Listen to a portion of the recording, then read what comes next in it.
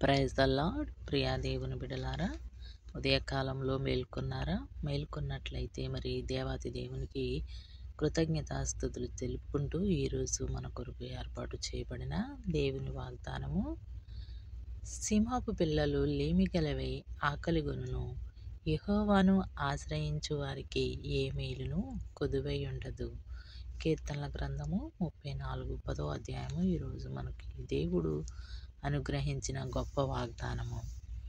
ప్రియ దేవుని బిడలారా, మరి ఉదయకాల సమయంలో సింహపు పిల్లను పోల్చి దేవుడు మనకు ఒక మంచి వాగ్దానాన్ని ఇచ్చాడు. ఆయన సింహపు పిల్లల ఆకలి కొని, సింహము అంటే ఒక రాజును పోలింది. మనం దాన్ని కింగ్ అని పిలుస్తాము. రాజు అంటే అది అడవిలో ఉన్నప్పటికీ అడవికి ఒక రాజు. సింహాన్ని అడవి రాజు అని అంటాము. ఆ సింహము రాజు అంటే దానికి ఏ కొదువు ఉండదు. ఆహారానికి ఏ విషయంలో కూడా ఏ కొదువు, దానికి నచ్చిన ఆహారము తింటుంది. మరి రాజులకు కూడా ఈ ఆహారానికి కొదువై ఉండదు. కానీ ఒక్కొక్కసారి మరి దేవుడు ఎందుకు పోల్చాడు అని అంటే, ఈ సింహపు పిల్లలకు కూడా ఒక్కొక్కసారి ఆకలి కలిగి ఉంటాయంట. దేవుడు ఒక్కొక్కసారి వాటికి ఆహారం దొరకని పరిస్థితి అడవిలో, అది ఎంతటి రాజు అయినప్పటికీ ఒక్కొక్కసారి ఆహారం దొరకనప్పుడు పిల్లలకి ఆహారం ఇవ్వలేని పరిస్థితి. దేవుడు అంటున్నాడు, ఒకవేళ అది రాజు అయినప్పటికీ సింహపు పిల్లలు ఆకలి కలిగి ఉండొచ్చేమో, కానీ నన్ను నమ్ముకున్నవారు ఎప్పుడునూ ఆకలి కొనరు, ఏ మేలును కొదువై ఉండదు. ఆకలితో పస్తులుండరు. నన్ను నమ్ముకున్నవారు, ఆయన ఆశ్రయించేవారు ఏ మేలును కొదువై ఉండదని దేవుడు చెప్తున్నాడు. మరి ఈ ఉదయకాల సమయంలో అంతటి సింహపు పిల్లలు ఎంతటి హోదా ఉన్నప్పటికీ కూడా ఒక్కొక్కసారి ఆకలి కొని ఉంటారు. కానీ యెహోవాను ఆశ్రయించువారు ఆ ఏ మేలును కొదువై ఉండదు. శ్రమలు, దుఃఖాలు, కన్నీళ్ళు ఏది ఉన్నప్పటికీ ప్రభు ఆయన వాటన్నిటినీ తీసివేస్తాడు. ఆకలి కొనకుండా ఆయన బిడ్డలకు సమృద్ధి అయిన ఆహారాన్ని ఇవ్వగలిగే శక్తి ఆ దేవాతి దేవుడికి ఉందండి. మరి ఉదయకాల సమయంలో సింహపు పిల్లలైన ఆకలి కొని ఉంటాయేమో, కానీ ఆయన ఆశ్రయించే వారికి ఏ మేలు కొదువై ఉండదన్నాడు. మరి ఉదయకాల సమయంలో నీవు ఆయన్ను ఆశ్రయించి ముందడుగు వేస్తున్నావా? నీవే పరిస్థితిలో ఉన్నావు? ఆయన యందు భయభక్తులు కలిగి జీవించాలి అంటే మనం ఆయన కొరకు బ్రతకాలి. ఆయన మార్గంలో మనం నడవాలి. మనము శ్రమ వచ్చిందని ఎన్నోసార్లు కృంగిపోతూ ఉంటాము. మరి ఆ శ్రమలో కృంగిపోకుండా మనం యెహోవా యందు మనం ఆశ్రయం తీసుకోవాలి. ఆయన మార్గమందు నడవాలి. శ్రమ వచ్చిందని మనం కృంగిపోతే మనము చేతకాని వాళ్ళం అవుతాము.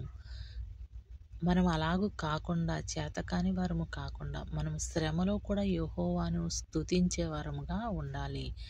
మనము ఏ పరిస్థితిలో ఉన్నా సరే, మనము శ్రమ, కష్టము, కన్నీరు ఏ పరిస్థితిలో ఉన్న యెహోవాను స్తుతించుట మానకూడదు. ఆయన యందు విశ్వాసం ఉంచాలి. ఆయన యందు విశ్వాసం ఉంచినప్పుడు నీకు ఏ మేలును కొదువై ఉండదు. నీవు ఆయన మీద ఆధారపడు. ప్రతి విషయంలోనూ నీవు దేవుణ్ణి ముందు పెట్టు. నీకే కష్టమున్నా, ఏ సంతోషమున్నా దేవుణ్ణి ముందు పెట్టు. ఆ తర్వాత నీవు నడువు. ఆ కార్యము ఎంతో ఆశీర్వాదకరంగా ఆయన జరిగిస్తాడు. ప్రతి విషయం ఆయన పాదాల చెంత పెట్టు. ఆయన చేతులకు అప్పగించు. ఈ ఉదయకాల సమయంలో ఆయన నీకు ఇచ్చిన వాగ్దానము, నన్ను ఆశ్రయించు, నీకే మేలును కొదువై ఉండదు అంటున్నాడు. మరి ఈ ఉదయకాల సమయంలో నీవు ఏ పరిస్థితిలో ఉన్నావు? నీవు ఎటువైపు అడిగినై ఉన్నావు? మన ముందు రెండు మార్గాలు, ఒకటి లోకము, ఒకటి దేవుడు. ఏ మార్గం గుండగా నీవు నడవాలనుకుంటున్నావో మరి ఆలోచించుకు. ఉదయకాల సమయంలో ప్రియ సహోదరి సహోదరులారా, దేవుని యందు భయభక్తులు కలిగి ఆయన మార్గమందు నీవు నడవగలిగితే మరి ఎంతో ఆశీర్వదించబడుతుంది నీ కుటుంబము. ఏ మేలును కొదువు లేకుండా నీకు దేవుడు అన్ని సమృద్ధిగా ఈ ఉదయకాలంలో ఇస్తానని వాగ్దానం చేయుచున్నాడు గనుక, మరి ఈ ఉదయకాల సమయంలో ఇంతవరకు మనం లోకం వైపు ఉంటే ప్రతిదినము వేగగానే ఆయనతో మాట్లాడుచు, ఆయన్ను ప్రార్థించే వరం ఉండి ప్రార్థనతో మన దినాన్ని ప్రారంభించినట్లయితే ఆయన వాగ్దానం చేసినవాడు, మాట తప్పనివాడు. ఆయన నీ పట్ల ఈరోజు ఈ వాగ్దానము చేసి ఆయన నీ పట్ల, నీ కుటుంబం పట్ల నెరవేర్చనై ఉన్నాడు. మరి మనము ఈ వాగ్దానము నెరవేర్చబడాలంటే మనం ప్రార్థించాలి. ఆయన యందు నమ్మకస్తులుగా జీవించాలి. ప్రార్థిస్తామా? ప్రార్థన.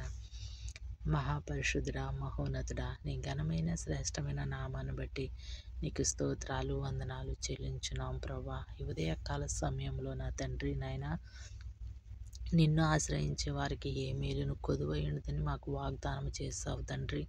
ఈ వాగ్దానాన్ని ప్రతి ఒక్క కుటుంబంలో వింటున్న ప్రతి ఒక్క బిడ్డ పట్ల నెరవేర్చమని అడుగుచున్నాం తండ్రి. నాయనా నీకు స్తోత్రాలు, వందనాలు ప్రవ్వా. నేను ఈ ఉదయ కాలంలో ప్రయాణం చేస్తున్న ప్రతి ఒక్క బిడ్డను జ్ఞాపకం చేసుకోండి. వారి ప్రయాణం పట్ల మీరు తోడు నీడగా ఉండండి నాయనా. హాస్పిటల్లో ఎమర్జెన్సీ వార్డులో ఉన్న బిడ్డలను కూడా మీరు జ్ఞాపకం చేసుకోనండి. ప్రతి ఒక్కరికి మంచి ఆరోగ్యము, శక్తిని, బలమును దయచేయండి నాయన. ప్రతి ఉదయకాల సమయంలో నాయన ప్రతి ఒక్క గృహంలో నీ ప్రార్థనా ధ్వని వినబడటానికి సహాయం చేయండి. ప్రతి ఒక్కరూ నేను స్తుతించేలాగా కృప చూపించమని అడుగుచున్నాను తండ్రి. ప్రతి ఒక్క బిడ్డతో నీవు మాట్లాడండి నాయన. అయా నీ వాగ్దానాన్ని ప్రభు విని నీ వాగ్దానం పట్ల మేము నడుచుకునే భాగ్యాన్ని మాకు దయచేయండి. వాగ్దానాన్ని ప్రతి ఒక్క కుటుంబంలో నెరవేర్చమని అడుగుచున్నాం. ప్రతి ఒక్కరూ నీ రాజ్యం కొరకు ఎదురు చూసే బిడ్డలుగా ఉండటకు సహాయం చేయండి. మాలో సిద్ధపాటును కలుగజేసి నాయన అనేక మంది బిడ్డలు ప్రభు నాయన అయా నీ లోకం వైపు చూచున్నారు ప్రభా. అట్టి వారిని కూడా నీవు రక్షించమని అడుగుచున్నాను. నీ కొరకు నీ రాజ్యం కొరకు ఎదురు చూసే భాగ్యం మాకు దయచేయండి. అయా నీకు స్తోత్రాలు, వందనాలు. ప్రతి ఒక్క బిడ్డను మీరు జ్ఞాపకం చేసుకోనండి నాయన. అయ్యా ప్రతి ఒక్కరిని మీరు జ్ఞాపకం చేసుకోనమని ఉదయకాల సమయాలు అడుగుచున్నాం నా తండ్రి. నాయన ప్రభు ప్రతి ఒక్కరిని మీరు దర్శించండి. ఏ గృహంలో అయితే బలహీనతో శోధించబడుచున్నారో ప్రభు, అటు బిడ్డలను కూడా మీరు స్వస్థపరచండి. మీ గాయపడిన హస్తమేసి ముట్టమని అడుగుచున్నాను నాయన. ప్రతి ఒక్కరికి మంచి ఆరోగ్యము, శక్తిని, బలమును దయచేయండి నాయన. అనుదినము నీ కొరకు ప్రభు ప్రార్థించే బిడ్డలుగా నీతో మాట్లాడే వారి గుండటకు సహాయం చేసి నీ వెలుగును ప్రతి ఒక్క గృహంలోనూ నింపి సహాయం చేయమని ఉదయకాల సమయంలో ప్రతి ఒక్కరిని మీరు దర్శించమని నజరేయుడైన యేసు నామములో అడిగి వేడుకొంచున్నాం తండ్రి. ఆమేన్.